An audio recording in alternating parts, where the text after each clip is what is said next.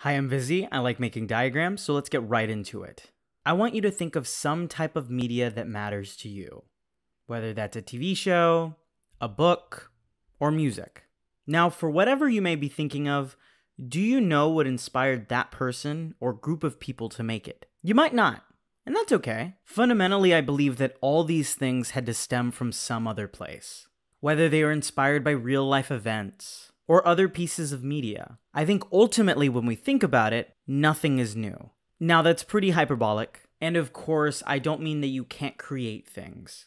But I think some people may have a skewed look on how to create something. So really, this phrase is more like, all art is derivative. No matter how much we want to avoid it, everything that we enjoy and consume came as a result of something else. Even this video you're watching. And is that a bad thing? I think ultimately no. There are a finite amount of experiences we can have, so of course there's going to be overlap when we try to tell each other stories. Much of the reason these stories are told in the first place is to understand what happened to us and to tell others. Sometimes as a cautionary tale, and sometimes as one of success. One of the things I ran into while researching this topic was Kolb's experiential learning cycle. So basically he breaks down learning into 4 key stages. At the top we have concrete experience. So this is actually experiencing the thing for ourselves, whatever that may be.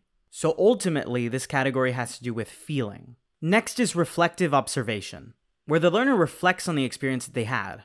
The core component to this category is watching. Next is abstract conceptualization. So after experiencing something new and reflecting on this experience, they're now able to think about it abstractly. And they can now create new ideas or modify old ones. Lastly is active experimentation. So after going through each part of the cycle, the learner can now actively apply what they've learned, which then will lead to new concrete experiences.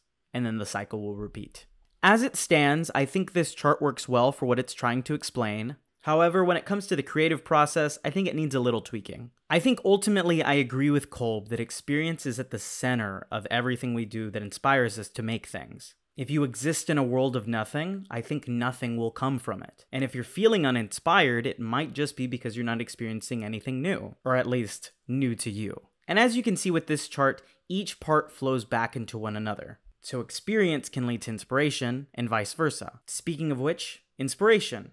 This is gained by experiencing new things, or by creating things of your own. I think where people usually get inspiration wrong is they expect it to strike them like a bolt of lightning. That they just have to wait for the right moment. But honestly, I don't believe that that's true. I think yes, you can have a good idea that comes out of nowhere, or seemingly out of nowhere, but I think it's key to reflect on the things you've experienced and pull information from there. Ultimately, I don't think we can choose the things that inspire us. They just kind of do. And lastly, on the left, we have creation. So the actual art of making something, whether that's writing, music, dance, whatever. This, of course, is just based on my own understanding of the creative process. You may think it works in a different way, and that's okay. What do you think is the most important part of the creative process? I think I've made my piece on experience, but I'd love to hear your thoughts too.